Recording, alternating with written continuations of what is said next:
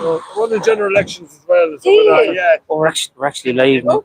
In Dublin. Can we get a quick interview with We you? can do a quick one. Okay, Sure. perfect. Yeah. And Paul, we think have we the have to orientation. I can hold it if we have to.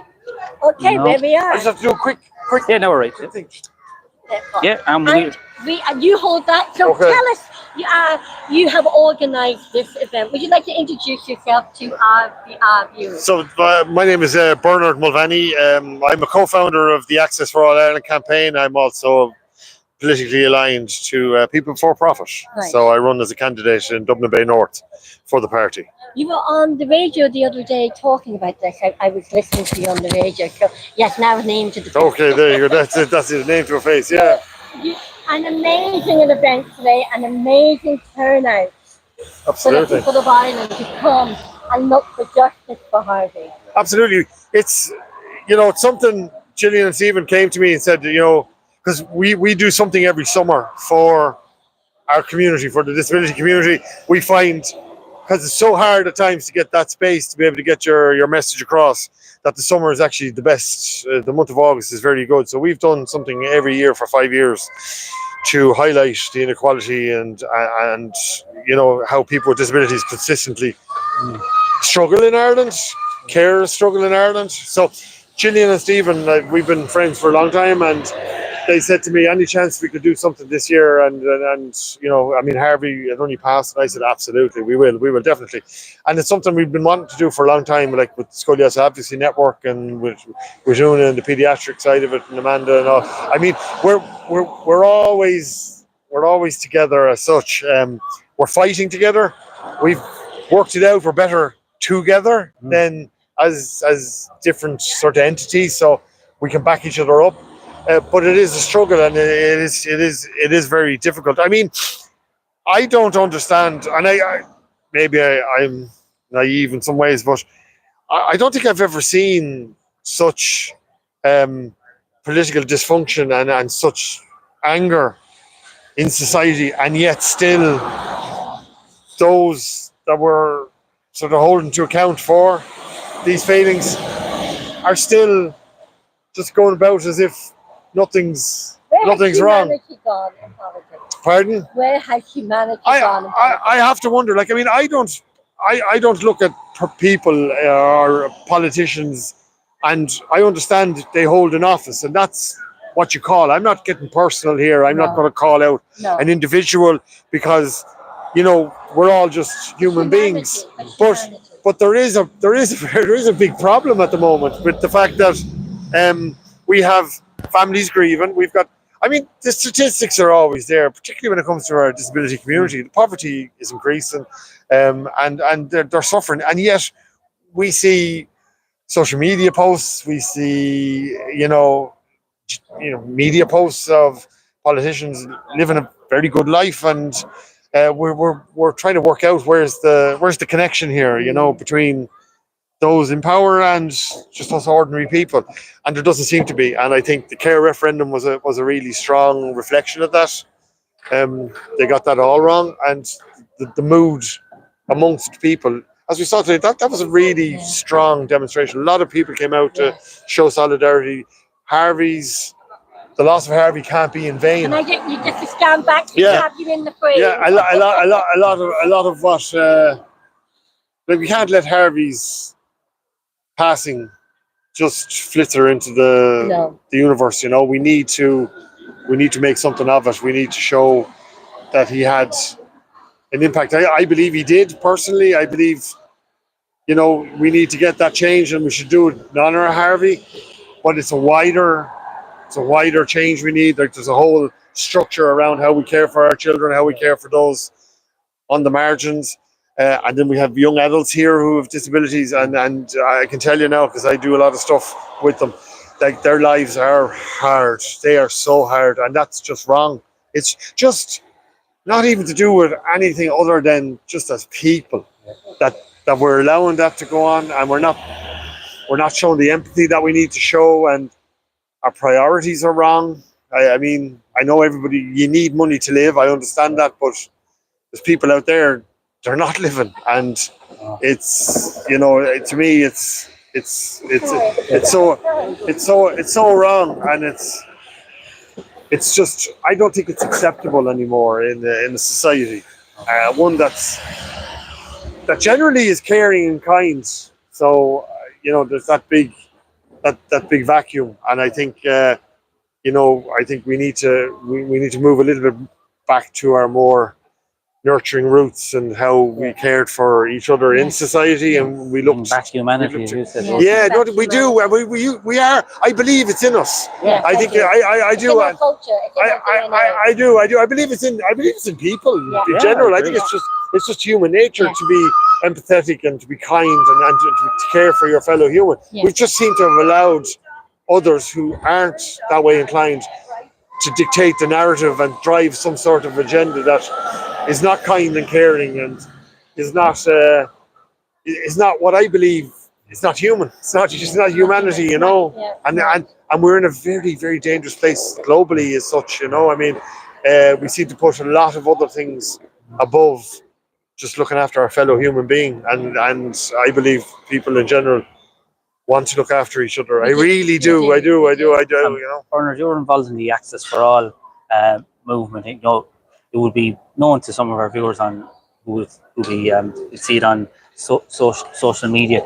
Am I right in saying that was set up to highlight particular issues around public transport? It started out, we sat down together, myself and Sean, and we said, we saw terrible dysfunction within the disability community, the way we were treated in society, and we needed to affect change. And for a long time, people have tried, and they kept falling down. And we identified, we understood why, because it can be uncomfortable for people who are non-disabled to try and relate to the disability community, because they sort of infantilize the whole community. They look at them as they need, when in fact all they want to do is treat it as equals. Yeah. So myself and Sean said, we need to find an issue that's relatable.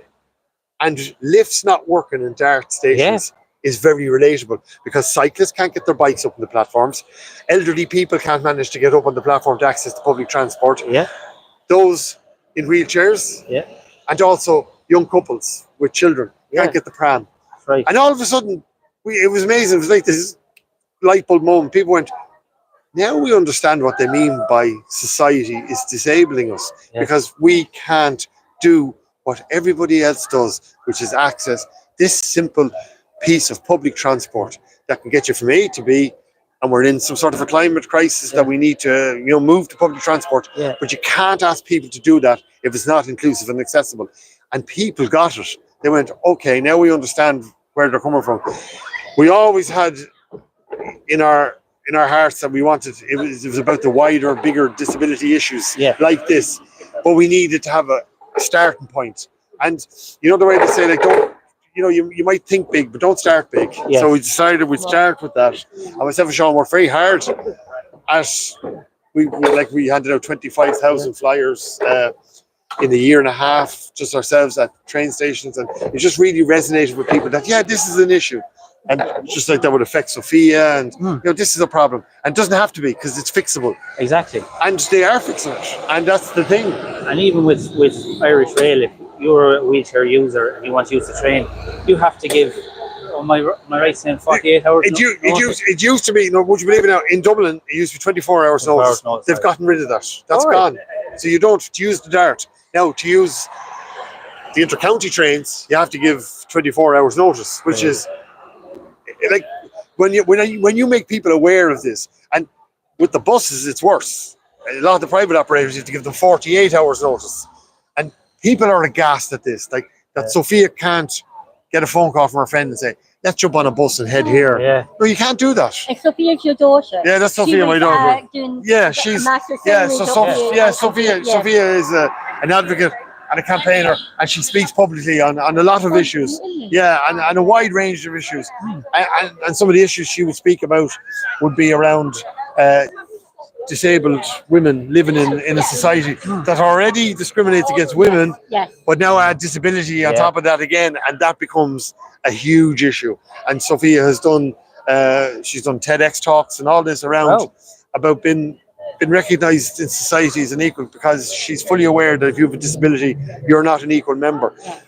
And in doing so, we've aligned ourselves with people and groups in society who are marginalised, our travelling community and our refugee community who come in. And, you know, I mean, our healthcare professionals are a mix of everyone. And, you know, just because they come from wherever they come from, they're still... One of our great surgeons is a beautiful woman who was a nurse first, and then she went into neurosurgery.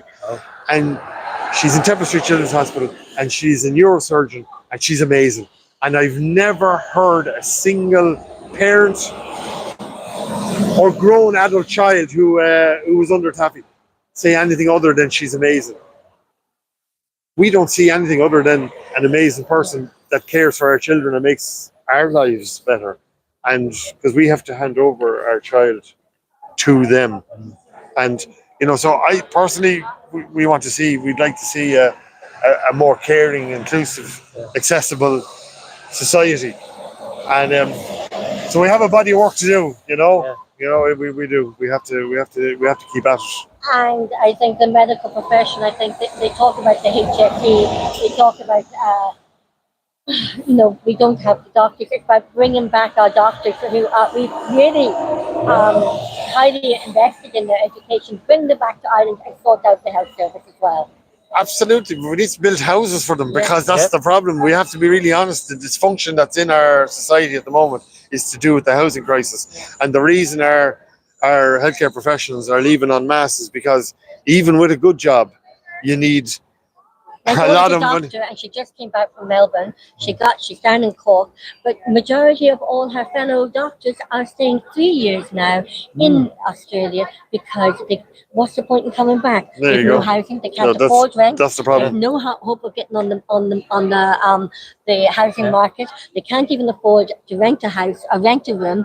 The cost of living crisis. Absolutely. We're entrenched in it all. And that's the truth of it. I lived in Australia for 7 years back in the end of the 90s and the 90s before they had their massive explosion of housing. But like that again, it's a wonderful country. But, you know, I don't blame anyone for not wanting to come home because they can afford to live. That's the most important thing.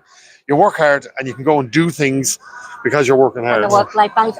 I'm noticing they're waiting for you. Yeah. So I'm Look, going to have to. thank you so It's much lovely, indeed lovely, for coming lovely, and lovely maybe meeting. you'll and come lovely on again, talk. and maybe you Absolutely. will I'd love come to. on and Link talk in. to us. Oh, 100%. Definitely. Link in. Definitely. And And thank give us you a so shout. much for No, it's lovely organising talking today. to you, all right? Thank you so Really much nice indeed. talking. Yeah, Okay. my pleasure. God bless. Thank you so Thank you. much indeed. And that is a wrap from us here exactly. at the Dublin at the Justice for Harvey. The rain poured down and it lashed. But we were talking to Gillian and Stephen off air, and they were saying that Harvey loved the rain more than the sunshine, and he loved the wind. And Harvey was here. Yeah. He sent a clear message that he was here with everyone here today. We want to thank you, the listeners and the viewers, for tuning in to watch us on YouTube Live. And we're going to keep this campaign for Justice for Harvey, Paul. What stood out for you today, Roisin? Were there any particular comments by any of the speakers? I think everyone who spoke today, and what struck me today was all the young children with disabilities. We're here in the rain, in their wheelchairs, in the lash. It rained from the heavens. Yes. I mean, and I would just say it was the humanity here today. Yeah, remember we were chatting to little girl, I think Charlotte, was it Charlotte? Yes. Her name? You know, her cousin has scoliosis and she wanted to talk about that. And she was just turning now. She wasn't even 10. Just turning. Yeah. I think that kind of showed, as you said, we need to bring humanity back. Well, there's a great example of humanity in action. Children advocating for other children. Well, thank you. That's going to be a wrap up for us. We're going to just turn this around, and you can see that the van is actually leaving, and the staff, Gillian and Stephen, are leaving and wrapping up the van now, and it's leaving. And there is Sophia there in the background with Gillian's Sarah Morrison and Stephen there in the background. And you know what? It's all about humanity. Let's bring humanity back into politics. Let's bring humanity back into society, business, education, and in all areas of our society and culture. Absolutely, Roisin. We have only say you only have one go around this world, and I think if we can do it in a more compassionate and caring way, I think that would be so important. And I think that making sure that children with disabilities get the care and support that they need, as Senator Tom Cloonan said, treatment delayed is treatment denied. Therapy delayed is therapy denied. So, you know, you shouldn't have a situation, Roisin, where parents, advocates, they have to come out here on a Saturday in the lashings of rain to protest about ensuring that children and adults with disabilities get the basic things that they need. And in 2025, shouldn't be happening. But we here on the Irish Politcal Roundup, we're going to keep the floodlights on this issue. There's absolutely no doubt about that. And Paul, it's also about, you judge a society how you treat the most vulnerable. Absolutely, yeah, exactly. exactly. And as Deputy Ken O'Flynn always says, we're awash for money. Yeah, exactly. Where's the money going? And common sense. And we spoke to Paddy Tabine, we spoke to as many politicians here. Tom Cloonan had to go. He was here to the very last, but he had to go.